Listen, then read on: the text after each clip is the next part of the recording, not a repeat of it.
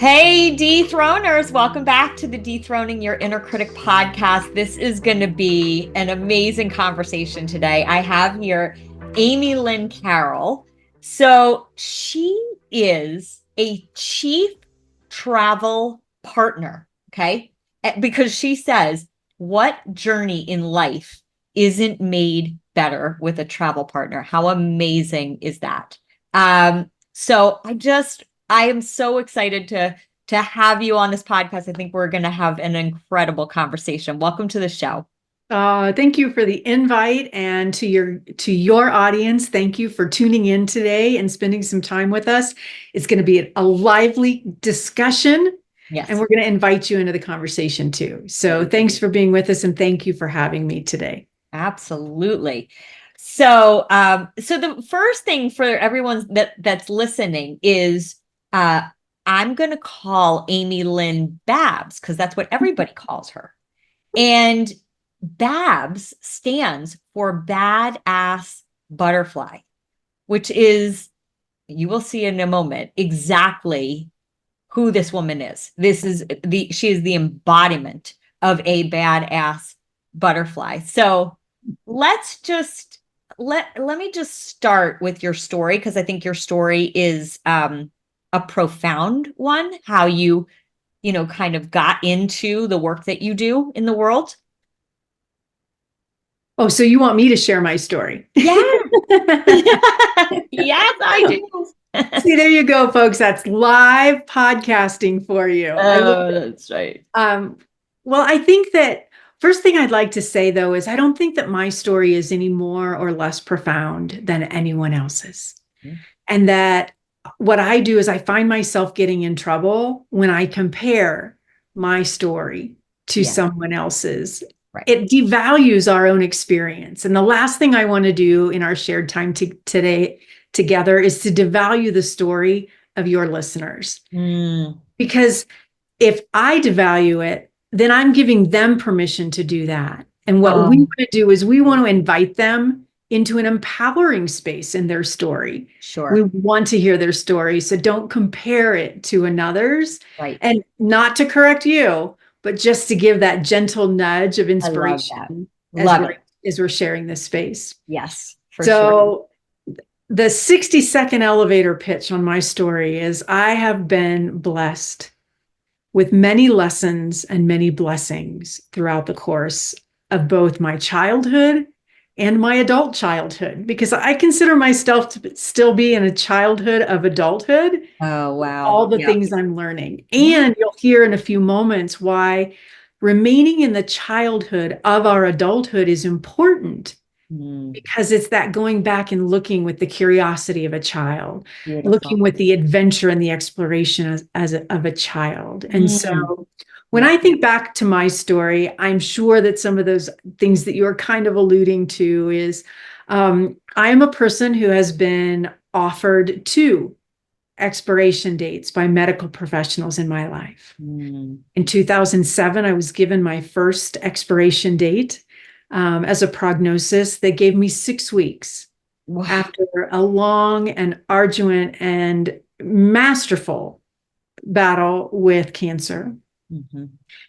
And in 2007, when all of this came about, was really the beginning of a new journey for me. And when we think back to the title of why we've come together today to dethrone our inner critic, are you kidding me? At that point in my life, I thought it was my inner critic that was allowing me the opportunity to potentially succeed at some point.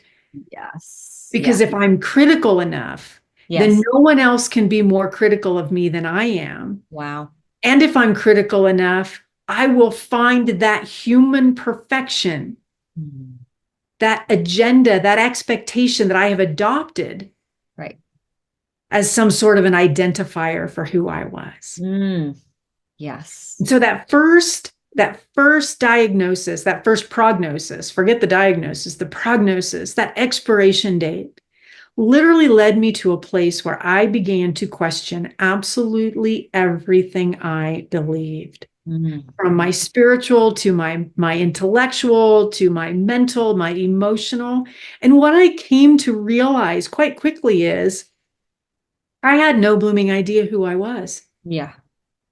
And so many times that inner critic becomes so front and center.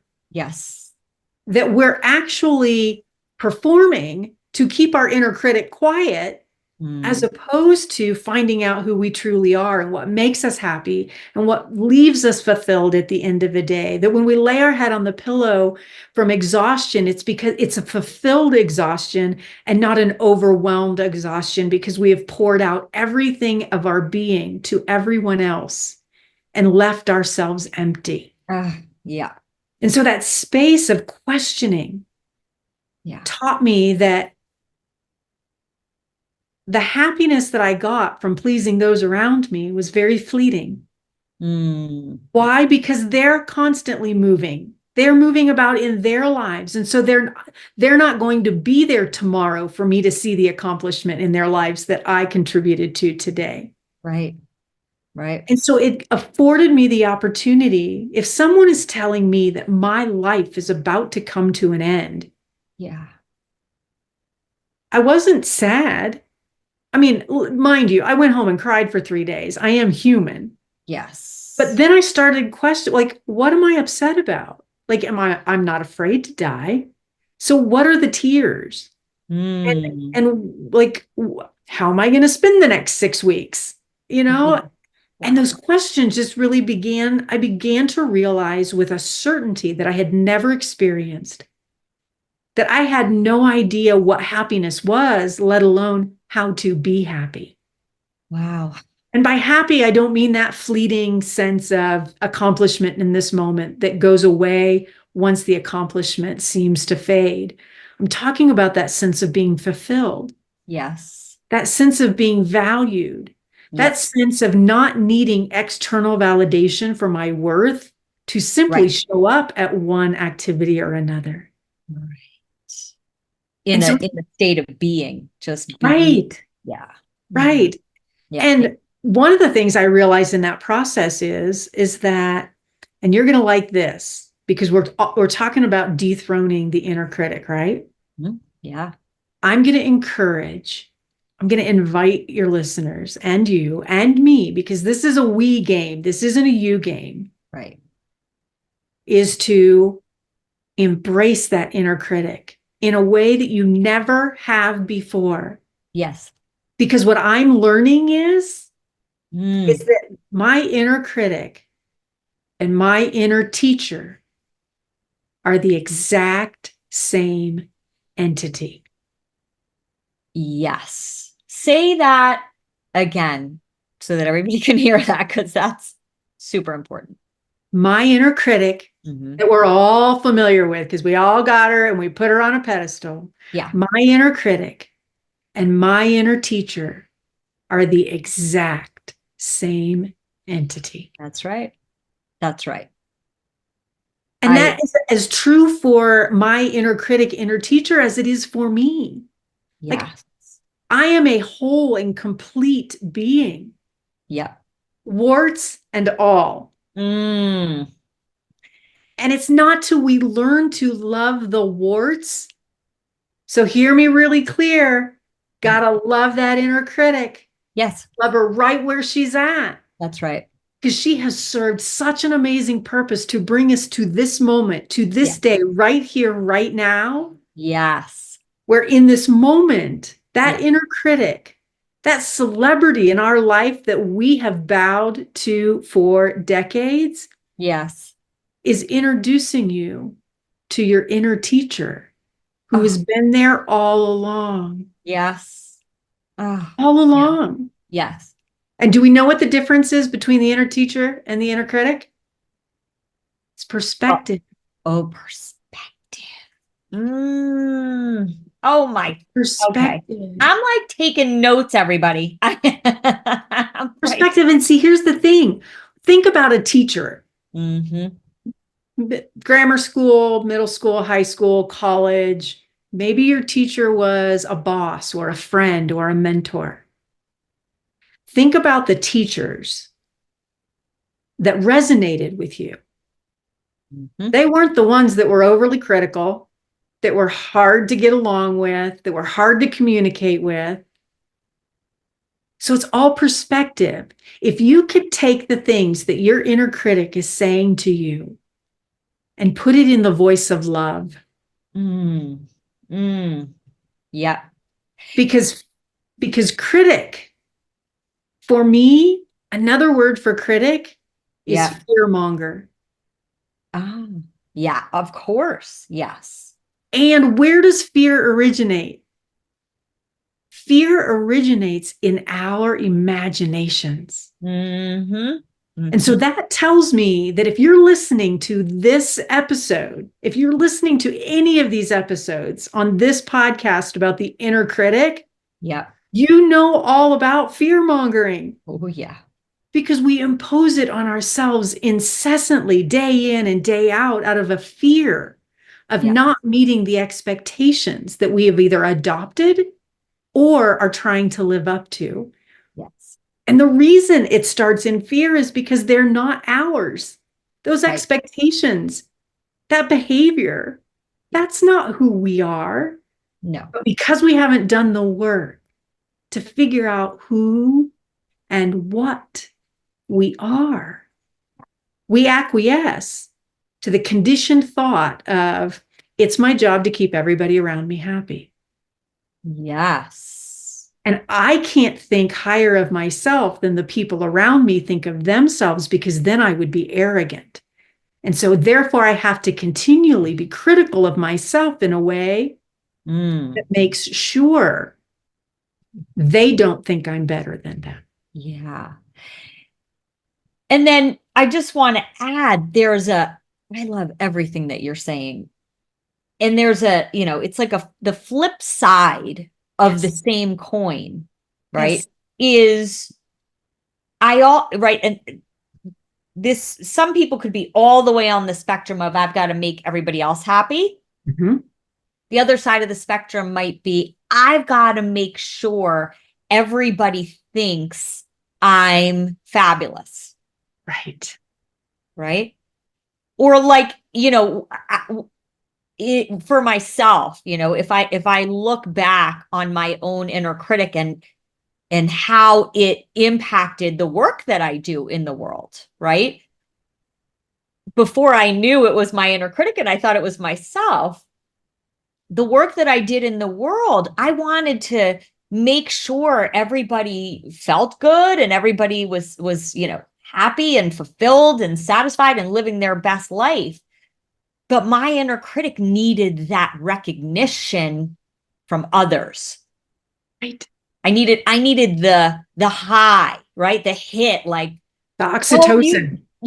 You've changed my life. Oh my God, my life will never be the same. Right. And the more I sought the hit, and listen, I got the hits. Yeah, me too. I was a people pleaser. Absolutely. But it's like the very thing that is your success becomes the addictive drug that you need more and more and more of to get the high. And then, and then you're just like, wait a minute. Okay. I've reached my level of success. I've done this. And, here I am still in this inner struggle. Right. Right. Yeah. And so it's this space of, when I think about what we're here to do, that feels like a really big question. Yeah. Really big question. Yeah. Yeah. And I'm going to use some general language that hopefully will open up thought for those of you who are listening. Yeah. Because so often when we think about our purpose in life, we think about a career, we think about a family role, we think about these tangibles that are all external. And those to me are amazing roles that we get to play along the journey called life. Yeah.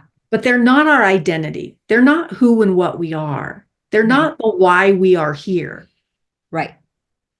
And so when we begin to ask that question, that takes us back to this inner teacher, inner critic question. Yeah. Because our inner critic is going to say, doesn't matter how much work you do, you're never going to figure out what your purpose is here. So just keep people pleasing.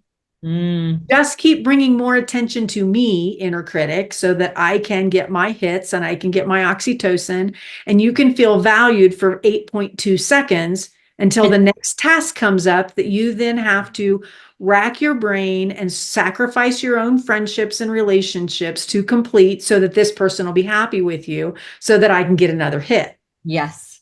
That's the starting point.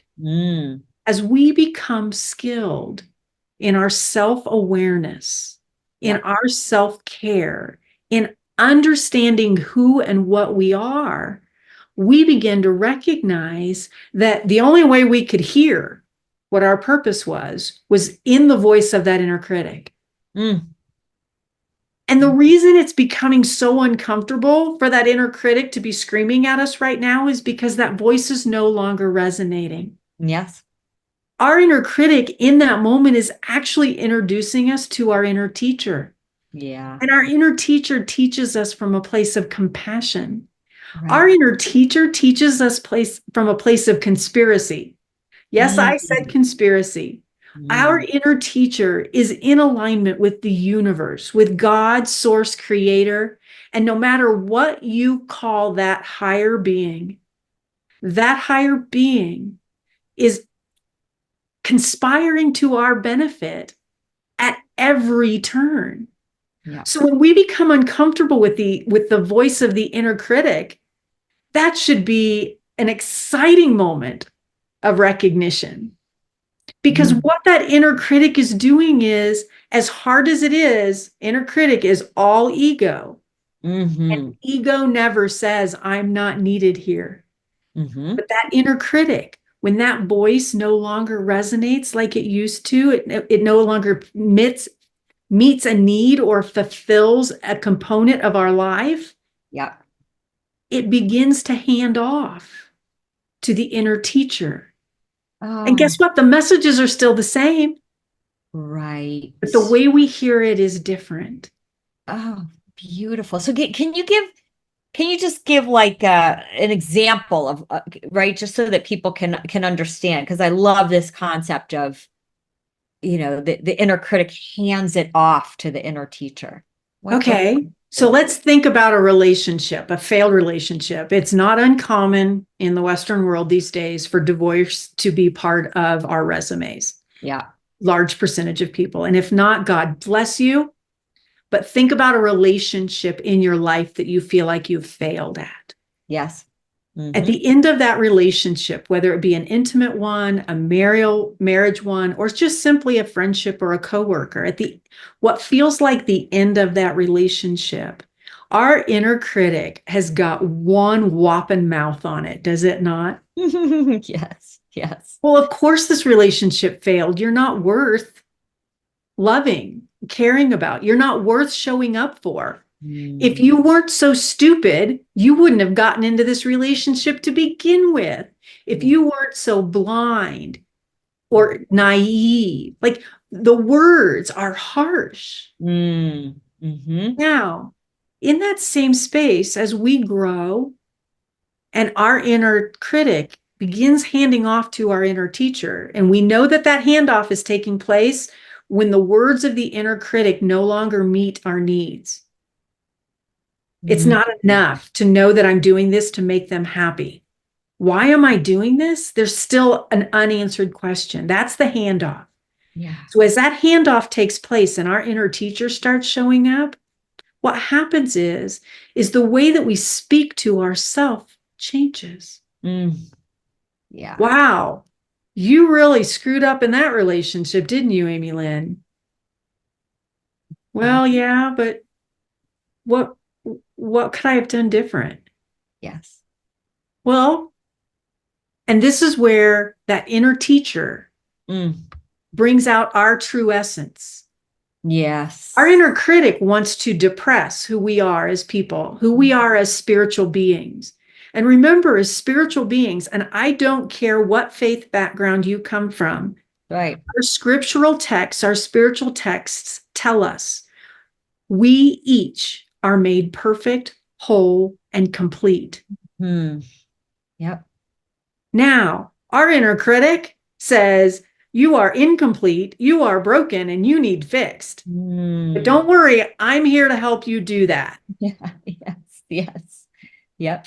From oxytocin hit to oxytocin hit, it's all external. Yes. Yes. Well, the inner teacher is that space of saying, you know what, sweetheart, you're not changing.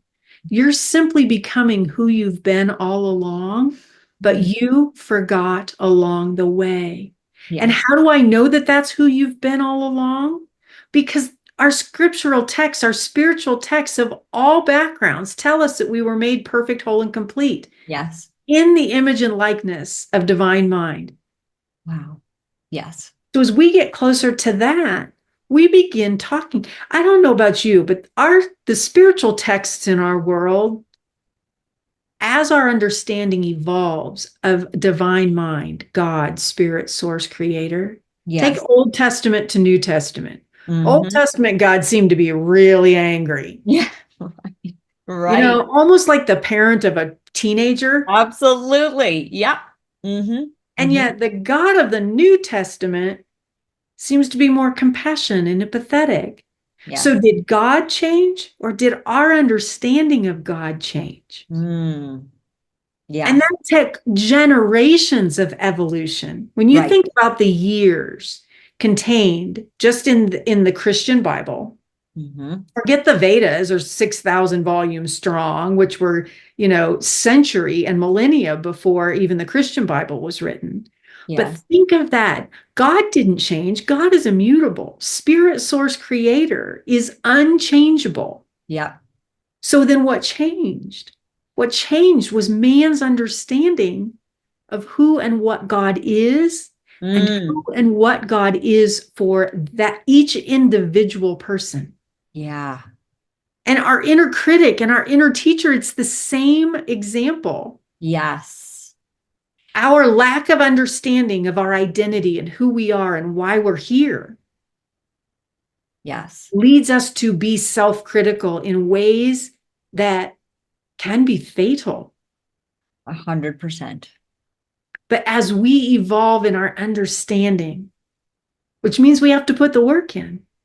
For sure. But if we do 10 minutes of self-reflection a day. Yes.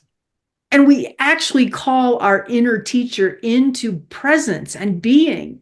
Are you kidding me? My inner critic still shows up all the time. And I'm like, Amilynne, you need to sit down and shut up. Yeah. Babs has this. Yes.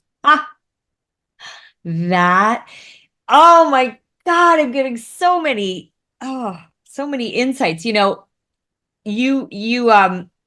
I have people name their inner critic. You named your inner teacher. Oh my goodness. That's a game changer. When we name our inner critic, we actually afford it the opportunity to remain exactly where it's at. We want to be invited in. We want people to know us. We want people to know our names.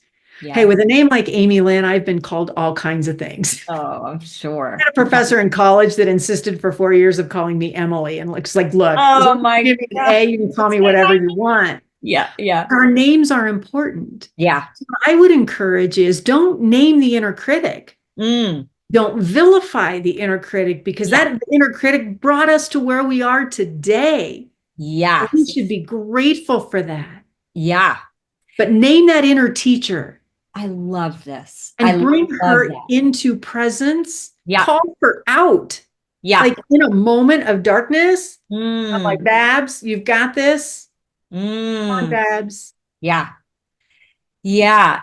Now, this question is coming to me as you're speaking. So, and I tell people, like, don't give your inner critic a name that's harsh and punishing, because my belief is that this is why I call the work that I do dethroning your inner critic, which is not silencing, it's not banishing, it's actually the opposite, right? It's exactly what you're saying. It's turning towards your inner critic and really just giving yourself the opportunity, the space, the freedom, the curiosity to dig below.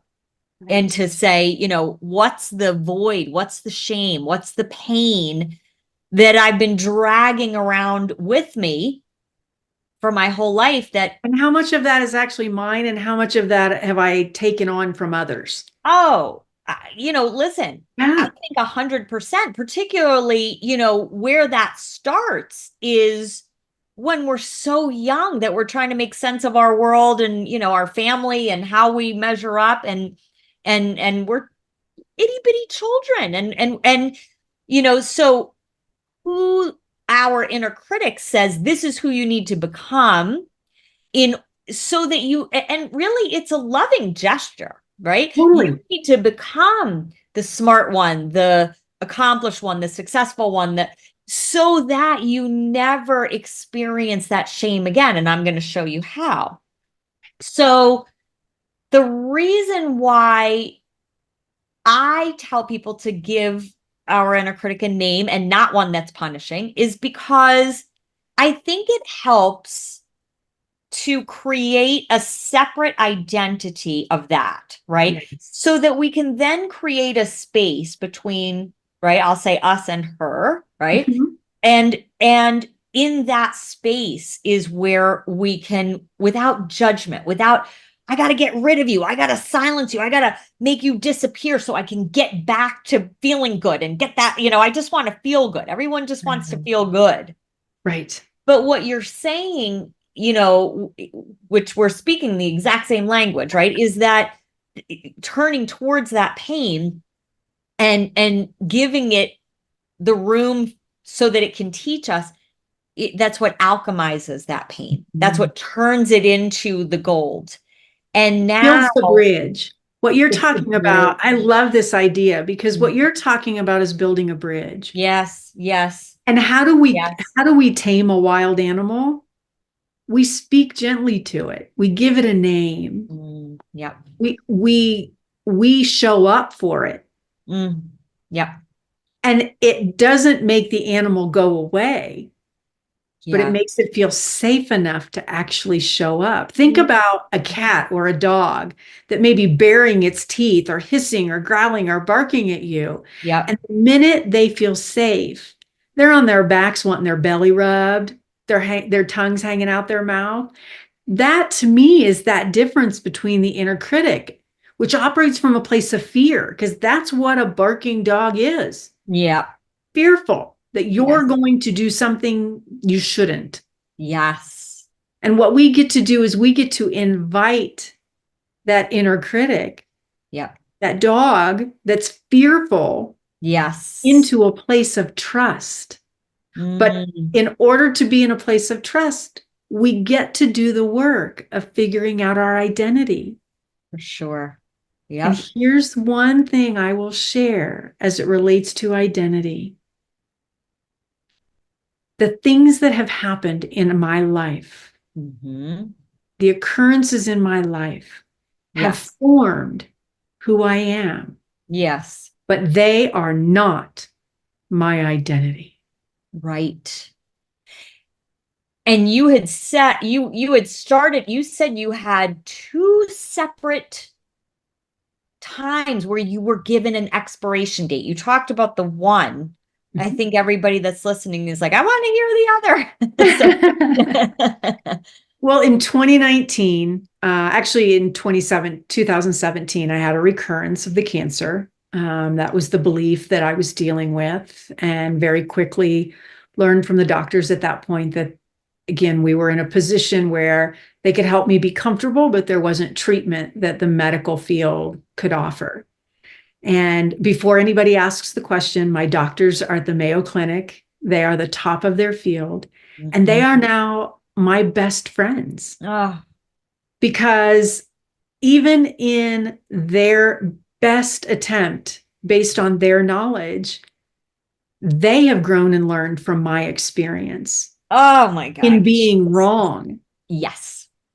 And so that second expiration date came, again, 2017 early. I began to have some tremors and some headaches again, and quickly lost the use of all but my right arm and hand, or left arm and hand. So much so that I taught myself how to write with my left hand, because you ain't gonna get this girl down. Right. But then it was early 2019, things took a turn and were really challenging. And this time I still had a 6, but at least it was 6 months. So much so that we actually went ahead and did a celebration of life.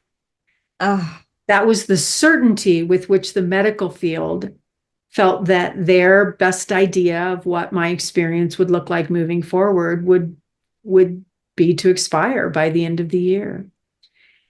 And I didn't. thank And goodness. it's very interesting, because those of you who are listening that know me know that in October of 2022, I had a stroke, and that stroke left me a quadriplegic. And I will tell you that all the work that I did from 2007 to 2022 to quiet that inner critic, to give her a place in my life that was productive and helpful and useful, and all the lessons that I had learned from her. Yes. When you wake up and you find yourself relying 99% on the people around you to exist, Yes. it is very easy to call that inner critic back into being. Yep. When life is hard, when a challenge shows up, whether it's emotional, mental, physical, health, our children, ourselves, our spouse, our coworkers, when it shows up, that's the easiest time to call that inner critic back into being, because for so long she carried us, right? Yes. I'm tired. So just let her do her work, right? Yeah, I know she can be a raving witch, but at least I know what to expect. Yes. And what I'm going to encourage you to do is to remember that as you have matured and grown, so has your inner critic, fighting you into a relationship with your inner teacher. Yes. And what you're really looking for in this moment is not the hard rigidness of that inner critic, but you're looking for that empathetic, loving inner teacher that will remind you of the messaging from the inner critic, but in a way that's going to support whatever it is that's showing up for you. Because since that stroke, I've published a TED Talk. My first book was published June 1st. So in under 2 years, I have done 2 huge things that my inner critic would have never given me permission to do. Wow. And my inner teacher told me I don't need anyone's permission to show up. And if you're listening today, you don't need anyone's permission to show up. Yes. You've got it. And we need you to show up. We can learn from you in ways that you learn from us. But we need you to show up so that we can learn what we need to learn from you. And Amilynne, in your showing up for you, right? In your ability to really, in all the work that you've done in your internal life, how do you think that played a role in the fact that you've been given 2 expiration dates, and here you are having this incredibly profound conversation with me today? That inner work was spurred by the first expiration date. Yeah. And what I realized in that moment is I can take on this work, and this work is why we're here. Yes. And the work is is to be the travel partner for others that you wish you had in your darkest moment. You don't have to have the answers. You're not here to fix anybody. They're not broken. Right. They're having a bad day, week, Yeah. month, year. Right. It's a season. Do we go out and chop down the trees after they lose their leaves because they no longer have their leaves? No. We lovingly prune them and prepare them for their next season. Yeah. Wow. So that inner work, without that inner work, I wouldn't be here today. Absolutely. Oh my gosh. Wouldn't be here today. Yeah. Yeah. And Amazing. I wouldn't trade any hard thing that I have been through. In the moment, I may have. Right. Right. But when we're able to step away from it and get perspective, what happens is then we carry that lesson forward. And the next time something hard shows up, our inner teacher is reminding us, we have overcome this battle before. Yes. It may look different. It may sound different. It may have different characters, players, duration. The setting is completely different, but we have overcome this battle before. That's what our inner teacher tells us. And all that is a different translation from our inner critic that was said, girl, here you are again. Yeah, keep showing up in the same place. But that inner critic's inability to see the full picture isn't able to then tell us, yep, here you are again, which means you can do this. Yep. Because you've done it before, time and time and time again. Amazing. Wow. I'm going to go back and listen to this episode. I have to take my own notes about this. Wow, this is really profound. Where can my listeners find you? What are some of the things that you're up to in the world now? Well, I have the easiest way to find me, and I'm sure his show notes will have the spelling of my name. So that's the easiest way to explain it is my website is my name, amylynnecarroll.com. Instagram is where I spend a lot of my time. Again, Amilynne Carroll is my handle. On Facebook, you can find me by my name, or you can search for the Caterpillar Chronicles. But send me a message on Facebook or Instagram, and I can send you a link to my free group on Facebook. What I really encourage people is so often we listen to these episodes, podcasts, and they're really inspiring, or we get an angel message or a God whisper, whatever you want to call it.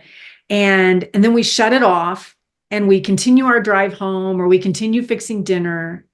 And here's what I want to say, and this is an invitation, and I mean this from the very core of who I am.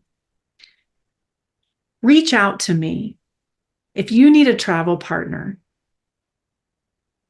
because what you're going to get from me is a listener. I cannot wait to meet you where you're at, to celebrate the challenge you're sitting in. Yep. And just to offer some inspiration. Look, I still have tons of questions about my own life, so I don't have any for you. Like, I don't have your answers. Right. But as you said earlier, there's nothing in life that's not made easier than when we have a good travel partner. And that's who I am. That's who I'm called to be. Yes. So if you need a travel partner, reach out. Look, I answer text messages. I answer WhatsApp, email. Just reach out and show up for you because you are worth it. Wow. Amilynne Carroll, badass butterfly. Holy moly. What a conversation. Thank you for being here. I am honored to have had this interview with you. Thank you. And thank you for tuning in today, everyone.